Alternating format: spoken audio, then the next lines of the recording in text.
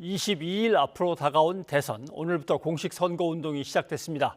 각 후보들은 어떤 곳을 방문해 어떤 메시지를 던졌는지 김성환 평론가와 짚어보도록 하겠습니다. 어서 오십시오. 네, 안녕하세요. 이재명 후보는 부산에서 서울로, 윤석열 후보는 서울에서 부산으로 이렇게 서로 엇갈리면서 이제 진행이 됐습니다. 이게 어떤 전략일까요? 보통 이제 대통령 선거 앞두면은요 후보들이 첫 행선지로 어디를 잡느냐 여기 보면 각 후보별 구도가 나온다 이렇게 얘기하거든요. 근데 공교롭게도 사실 민주당의 경우에는 호남선을 타는 경우가 더 많았던 것 같은데 이번엔 경부선 특히 이제 상행선을 탔고요. 윤석열 후보는 하행선을 타는 이런 이제 동선을 보이고 있습니다. 물론 이재명 후보의 경우에 이낙연 전 대표가 호남선을 타는 이런 모습을 보이기도 했는데요. 그러니까 이재명 후보 입장에서는 PK 민심을 잡는 게 중요하다 이렇게 판단했을 겁니다. 왜냐하면 PK가 사실 이재명 후보한테 마음을 잘 안 연 측면이 있거든요. 왜냐하면 민주당에 대해서 좀 싸늘한 민심도 좀 일부 있었던 것 같고요. 민주당이 자체적으로 판단했을 때도 그렇게 보였던 것 같은데 윤석열 후보의 이른바 적폐 수사, 정치 보복 발언 나오고 난 다음에 PK 민심이 상당히 안 좋아졌다 이렇게 자체 판단을 한 것으로 보입니다.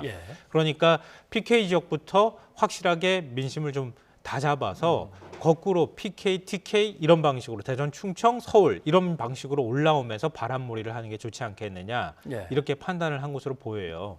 근데 윤석열 후보는 그러면은 하행선을 탄 거잖아요. 그렇죠. 서울에서부터 먼저 그러니까 광화문에서부터 청계천에서부터 시작을 했거든요. 그러니까 광화문 시대, 광화문 대통령을 강조했다고 하는 점인데 이거는 어떨 때 나오는 현상이냐면 나는 대세론을 이미 가지고 있다. 그러니까 대선을 확고히 굳히고 난 다음에 내려가겠다 이런 뜻이에요. 그러니까 서울 수도권에서 확실하게 대선론에 대한 바람을 만들고 난 다음에 그 다음에 경부선을 타고 내려가면서 바람을 만들어내겠다 이런 뜻이라고 보입니다. 그러니까 윤석열 후보의 어떤 선거 전략과 이재명 후보의 선거 전략이 상당히 차이가 많이 나는 것으로 보입니다. 자, 이재명 후보는 이제 부산항에서 시작을 해서 부전역으로 해서 이제 대구로 해서 대전으로 해서 서울로 올라오는 코스입니다만은 부산항에서 아까 잠깐 나왔습니다. 누구는 어떻고 누구는 어떻습니까? 하면서 이제 외치는데 한번 들어보시죠. 부산은 대한민국의 민주주의가 위기에 처했을 때 언제나 분연하게 일어나 대한민국을 바로 세운 곳입니다. 그리고 대한민국의 민주개혁 진영이 자랑하는 노무현 대통령, 문재인 대통령을 낳은 곳입니다. 맞습니까? 내 편이면 어떻고 네 편이면 어떻습니까? 박정희면 어떻고 김대중이면 어떻습니까? 국민에게 도움되는 것이라면 뭐든지 하겠습니다, 여러분. 통합의 정치를 이제 얘기하는 것 같고, 저러다가 이제 대구에 가서는 박정희 대통령을 언급하면서 민주당 대통령 후보로서는 대구 경북이 나온 건 제가 처음입니다. 이렇게 이제 얘기를 하면서 시작을 합니다. 자, 이 정도의 이제 유세 내용이면은 이게 어떤 변수가 되겠습니까? 일단 윤석열 후보하고 뚜렷한 대립 구도를 긋겠다, 만들겠다 이런 뜻으로 보여요. 그러니까 이재명 후보는 최근에 실용, 통합, 그리고 안정, 능력, 경제, 민생 이런 키워드를 끊임없이 강조하고 있거든요. 반복해서 얘기하고 있는 상황입니다. 선거 앞두고 난 다음에 유권자들은 불안한 후보 좀 싫어하는 경향이 있거든요. 그렇기 때문에 과거에 대통령들이 대부분 다 통합이라는 화두를 내세워서 박근혜 전 대통령도 100% 대한민국을 내세웠던 거 아니겠습니까? 그러니까 그런 점들을 좀 파고들겠다. 정권 심판론이 있는 상황에서 이재명 후보는 결국은 선거 막바지로 가면 갈수록 민심은 결국 다음에 미래를 누가 어떻게 책임질 것인가에 대해서 관심이 거기에 초점이 맞춰질 수밖에 없을 것이다 이렇게 보는 거고요. 그런가 하면 윤석열 후보의 경우에는 이른바 적폐 수사, 정치 보복, 그리고 분열, 오만, 무능력 뭐 이렇게 얘기하면서 그런 구도들을 좀 더 분명하게 만들어주겠다고 하는 얘기입니다. 그러니까 윤석열 후보는 정권 교체론이라고 하는 구도에 힘을 기대서 계속 그 부분만을 강조하고 있거든요. 근데 결국은 대통령의 능력을 유권자들은 볼 수밖에 없다. 그러니까 이재명 후보 입장에서는 그런 확실한 대립 구도를 만들어서 유권자들이 나중에 가서 최종적으로 후보를 선택할 때 그래도 통합, 그래도 안정, 그래도 민생 경제 챙길 만한 후보를 선택할 것이다 라고 하는 의도를 담고 저렇게 계속 지금 강조하고 있는 것으로 보입니다. 그런가 하면 이제 윤석열 후보는 일단 현충원부터 참배를 하고 서울 청계광장으로 가서 거기에서 정권 교체, 무능한 정권에 대한 심판 이걸 갖다 이제 외칩니다. 한번 잠깐 들어보시죠. 위대한 국민의 뜻을 받들어 반드시 정권 교체하겠습니다. 반드시 승리하겠습니다. 여러분, 국민들께서 보시기에 지난 5년간의 민주당 정권은 어땠습니까? 우리 국민을 고통으로 몰아넣습니다. 철지는 이념으로 국민을 갈라쳤습니다. 국민 위에 군림하는 청와대 시대를 마무리하고 국민과 동행하는 광화문 시대를 열겠습니다. 무엇보다 참모 뒤에 숨지 않겠습니다. 현 정권이 국민을 갈라치고 고통으로 몰아넣었다. 그리고 산자락에 이렇게 높이 올라가서 군림하는 게 아니라 이제 나는 광화문으로 내려와서 국민 속으로 들어오겠다. 이런 메시지입니다. 어떻습니까? 근데 참모 뒤에 숨지 않겠다 이런 이 발언이 굉장히 가시처럼 전 들렸어요. 문재인 대통령한테 대한 도발입니다. 제가 볼 때는. 왜냐하면요. 문재인 대통령이 이른바 적폐수사 발언 나오고 난 다음에 공개적으로 격려하면서 사과를 요구했잖아요. 문 대통령이 직접 화면으로 나와서 사과 요구했습니까? 박순 국민소통수석을 통해서 사과를 요구했다고 전해졌죠. 참모 뒤에 숨은 거잖아요. 윤석열 후보의 얘기에 따르면은. 그렇죠. 그러니까 문재인 대통령 당신이 떳떳하면 나와서 나한테 나 사과 안 했으니까 사과 요구해라. 자신 있으면 해라. 이런 발언이거든요. 일종의 제가 볼 땐 도발로 해석이 되거든요. 그러니까 적폐 수사 발언을 통해서 사실 역풍이 좀 불었다고 하는 게 대체적인 평가인데요. 뭐 여론조사 결과에도 일부 반영이 됐다고 얘기하는 건데 오히려 그거 뚫고 가겠다는 얘기입니다. 검찰 공약도 더 내밀고. 그러니까 정권 심판론으로 문재인 대통령도 뚫고 나 넘어가겠다 이런 뜻이에요. 좀 굉장히 강한 메시지를 던지고 있다 이렇게 보이고요. 윤석열과 문재인 구도를 만들었을 때 이건 분리할 게 없다. 왜냐하면 이재명이 존재감이 오히려 축소되는 현상으로 이어질 수 있다. 이런 점도 저는 그 염두에 뒀다고 보고요.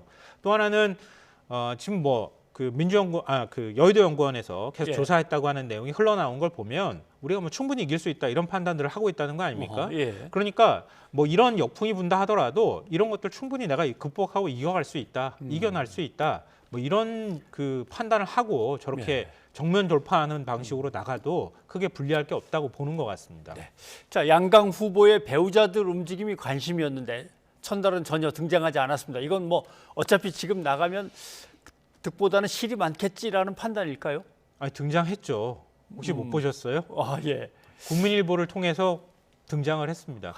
김건희 씨가. 왜냐하면 김장한 목사를 만난 걸 맞습니다. 말씀하시는 극동방송 이사장이기도 하고요. 보수 개신교계를 대표하는 인물이기도 하죠. 그런데 왜 하필이면은 공식선거운동 첫날에 더군다나 고 조영기 목사가 그 만든 국민일보 그리고 그 아들들이 지금 지배하고 있는 신문을 통해서 왜 오늘 새벽 5시에 이 기사가 공개가 됐을까? 좀 궁금하지 않으세요? 왜 다른 언론들한테는 안 알린 거죠, 진짜? 국민일보니까. 그러니까 저는 뭐 그렇게 추정하고 지금 기독교계 내부에서 그렇게 분석하는 걸 제가 지금 전해드리고 있는 것인데요. 왜냐하면 한번 생각해 보십시오. 지금 뭐 무속 정치 논란도 나오고요. 그리고 신천지 얘기도 나오잖아요. 기독교 교단에서 제일 싫어하는 게 신천지입니다. 왜냐하면 신천지 신도가 들어가면 교회가 폭파된다고 하는 얘기까지 기독교계에서 내부에서 했잖아요. 근데 이런 논란이 많이 나왔는데도 불구하고 개신교계에서 특히 보수 개신교계에서 어떤 반응 내놓은 거 보신 적 있으세요? 아무런 반응이 없다는 거예요. 그러니까 무속 논란이나 여러 가지 의혹들이 나오고 그동안에도 의혹들이 제기되어 왔는데 김건희 씨가 김장한 목사를 공식선거운동 전날 만나서 공식선거운동 당일날 새벽 5시에 온라인 기사를 국민일보가 배포를 했다는 얘기는 보수 개신교계가 이제 윤석열 후보를 지지하는구나 이런 메시지를 좀 던지려고 일부러 이런 행보들을 만들었다. 국민일보가 어떤 의도를 갖고 있는지는 모르겠으나 해석되기로는 충분히 그런 해석이 가능하다 이렇게 생각이 됩니다. 그러나 전략적으로는 기독교의 가장 원로이자 좌장인 김장한 목사를 방문하고 김장한 목사가 만나줬다는 것은 그동안의 무속이나 신천지 논란에 대해서 상당 부분 방어가 되는 상당히 좋은 전략이었던 것 같아요. 이제 역으로 생각하면 이제 그럴 수 있는 거죠. 그러니까 그 논란이 굉장히 곤혹스러웠다는 얘기가 또 될 수 있고 그래서 개신교계가 표심이 흔들릴까 봐 우려하고 있다고도 볼 수 있는 것이고요. 예. 그러니까 그렇게 되지 않도록 하기 위해서 공직선거운동 첫날 이런 이제 기사가 나올 수 있도록 했다. 그러니까 우연히 기자를 만나가지고 오셨네요 이렇게 된 게 아니라 좀 일종의 계획돼 있는 행보를 한 것이 아닐까 그렇게 저는 추정하고 있습니다. 알겠습니다. 그런가 하면 민주당은 끝까지 물고 늘어집니다. 이 무속 문제나 이쪽에 이단 종교에 대한 문제를 김의겸 의원의 기자회견 한번 들어보시죠. 다시. 제가 오늘 이 자리에 선 것은 윤석열, 김건희 부부가 엽기적인 구판에 직접 연루된 사실을 공개하기 위해서입니다. 이 구판은 살아있는 소의 가죽을 생채로 통째로 벗기는 행사였습니다. 그 일탈의 현장에 윤석열, 김건희 부부의 존재를 확인했습니다. 코바나 콘텐츠 대표 김건희의 이름이 분명하게 적혀 있는 것을 보실 수 있을 겁니다. 오른쪽 사진입니다. 그리고 그 옆에 또 하나 나란히 걸려 있는 등이 있습니다. 서울중앙지방검찰청 검사장 윤석열 이렇게 적혀 있는 등입니다. 김건희 씨와 윤석열 후보는 소의 가죽을 벗기는 잔인한 구판에 자신들의 이름이 적힌 등을 달고 무엇을 기원했습니까? 그때부터 반역의 뜻을 품고 검찰 왕국을 세울 꿈을 꾼 것입니까? 네. 자, 행사의 권위를 높이기 위해서 주최하는 측이 임의로 걸었을 것이냐, 아니면 다른 어떤 루트를 통해서 분명히 요청이 들어간 것이냐, 이런 논란인 것 같습니다. 국민의힘 쪽에서 이렇게 얘기하죠. 대통령 것도 있더라고요. 저도 사진 보니까 대통령 이렇게 돼 있더라고요. 이시정 충북지사 이름 들어가 있더라고요. 그러니까 기관장 이름들 다 넣어준 거 아니냐. 저희 굳이 뭐를 내서 등을 달게 뭐 연등 다는 거랑 비슷하게 그렇게 했던 것이냐. 뭐 이제 이렇게 의문을 또 제기하고 반박을 하고 있는데요. 근데 의문이 해소가 안 되는 부분이 있어요. 그 얘기가 충분히 다 맞다 하더라도 예를 들어서 지금 일광조계종이라고 하는 건진법사가 있었다고 하는 소속돼 있는 일종의 종교 단체잖아요. 근데 거기에서 수륙제를 지금 했다는 거 아닙니까? 그리고 그 스승이라고 하는 해우스님이 그걸 주최했던 당사자이기도 하다. 이렇게 연결이 되는 것이고요. 그 건진법사라는 사람이 네트워크 본부 고문이라고 해서 네트워크 본부를 아예 없애버렸잖아요. 그리고 신천지와 관련해서 이만희 총회장 너무 손에 피 묻히지 말라. 윤석열 당시 검찰총장한테 조언해서 압색을 하지 않았다고 하는 의혹을 받고 있는 당사자이기도 하잖아요. 그러니까 그렇게 지금 연결이 되는 인물이라고 하는 점이 하나가 있는데요. 그러니까 기관장들이 이런 큰 행사를 하게 되면 뭐 부탁하지 않아도 알아서 이름 걸어주고 뭐 행사를 좀 과시하기 위한 용도로 그렇게 했을 거 아니겠느냐. 이제 이런 해석은 가능할 것 같은데 근데 김건희 이름은 해석이 안 돼요. 그렇게 따져도. 김건희 씨가 무슨 기관장은 아니잖아요. 뭐 그쪽 사람들은 아무튼 잘 알고 친분이 있었기 때문에라고 하는 데서 시작하면은 모를까. 그러니까 국민의힘에서 반박하거나 이런 얘기로 봐도 김건희 씨라고 하는 사인의 등을 코바나 콘텐츠 대표라고 해가지고 걸어줘야 할 이유는 없잖아요. 그러니까 뭔가 부탁을 하거나 관계가 있지 않고서는 김건희라는 이름은 들어갈 수가 없어요. 제가 볼 때는. 그런가 하면은 그렇게 지적하시면 이런 이름들도 그렇죠. 왜냐하면 국회의원 이름들을 막 넣어준 건 모를까? 윤한홍 의원은 거기 왜 들어갔을까? 그다음에 이현동 전 국세청장 세무서 사람들은 그런데 잘 안 들어가는데 이것도 좀. 그래서 이현동 국세청장이 뭐 기관장이었으니까, 뭐 윤한홍 의원은 의원이었으니까. 또 그렇게 또 반박할 수는 있잖아요. 근데 이현동 국세청장은 그냥 단순한 어떤 기관장 출신이었던 인사기 때문에 이름 넣어줬다고 보기에는 어려워요. 제가 볼 때는. 왜냐하면 일광조계종에서 운영하는 종교단체죠. 여기서 운영하는 재단, 설립한 연민복지재단이라고 있어요. 거기에 이현종 국세청장이 상임이사로 등록돼 있어요. 근데 많이 논란이 되는 것처럼 분리기소를 했다고 해서 대법원에서 무죄 판결 받았다고 하잖아요. 내용은 좀 복잡하지만 간단하게 정리해드리면 김대중 전 대통령을 뒷조사하도록 시켰다. 일종의 정치 공작을 했다는 거잖아요. 그 뒷조사하는데 드는 돈을 국정원 대북 비자금에 대북자금 공작금에서 대줬다. 예. 1억 2천만 원을 줬다. 이게 재판의 핵심적인 내용이에요. 근데 그 당시에 그 돈을 전달할 때 국정원 대북국장과 이원주 국세청장과 국세청 차장 3명이 모임을 가졌느냐 안 가졌느냐가 재판의 핵심 쟁점이었는데 예. 원세훈 국정원장 재판할 때는 3명이 모임 가졌다 이렇게 판단을 했어요. 갖고. 근데 국세청장 재판을 할 때는 모임이 없었다고 판단을 한 겁니다. 근데 가만히 생각해 보세요. 똑같이 돈을 준 사람과 받은 사람이 있으면은 재판을 하나로 동시에 기소를 해서 하나의 재판으로 만약에 재판을 받겠더라면은 대법원에서 2개의 판단을 내리지 않았을 거라는 거잖아요. 예. 근데 당시 검찰은 어떻게 했냐면 2가지 사안들을 분리해서 기소를 했다는 거죠. 그러니까 대법원에서 판단할 때 검찰이 기소한 내용에 따라서 판단할 수밖에 없고 판단했을 때 한쪽은 원세훈 국정원장은 유죄, 이원동 국세청장은 무죄 이렇게 판단을 했다는 겁니다. 근데 그때 서울중앙지검장이 지금 윤석열 후보라고 하는 거예요. 그렇게 되면서 건진법사, 해우스님 이런 사람들하고 하나로 다 연결이 되는 과정이 있었기 때문에 지금 여러 가지 의심의 목소리를 그러나 사고 있다는 국민의힘의 거죠. 이양수 대변인이 이제 공식적으로 밝힌 입장은 윤 후보든 아니면 김건희 씨든 여기에 뭔가 회비 등값 같은 걸 내거나 아무튼 해당 행사에 관여한 바는 전혀 없다는 건 이제 공식 입장입니다. 여기에 대해서는 김의겸 의원이 다시 뭔가 증빙 자료를 내놓거나 아무튼 해야 될 그런 상황입니다. 근데 국민의힘에서 설명을 해야 되는 거죠. 어찌 보면. 왜냐하면 김건희 씨 이름이 왜 들어갔는지를 설명해 주면 되잖아요. 예. 그러니까 이재명 후보도 과거에 경기지사 출마할 때 그때 같은 종교단체, 일광조계종은 아니고요. 다른 종단에 속해 있다고 하는 종교단체가 거기 똑같이 수륙제를 같이 주최했던 당사자 중에 하나다. 그러면은 이재명 후보와 관련돼 있다고 하는 증거를 동시에 역으로 제출하면 되는데 예. 그 증거는 아직 제출하지 않고 있다고 하는 거죠. 그러니까 앞서 제가 말씀드렸던 것처럼 단순히 기관장이기 때문에 이름을 넣어줬다 이렇게 보기에는 김건희 씨 이름이 들어간 부분에 대한 해명은 필요하다 이렇게 보입니다.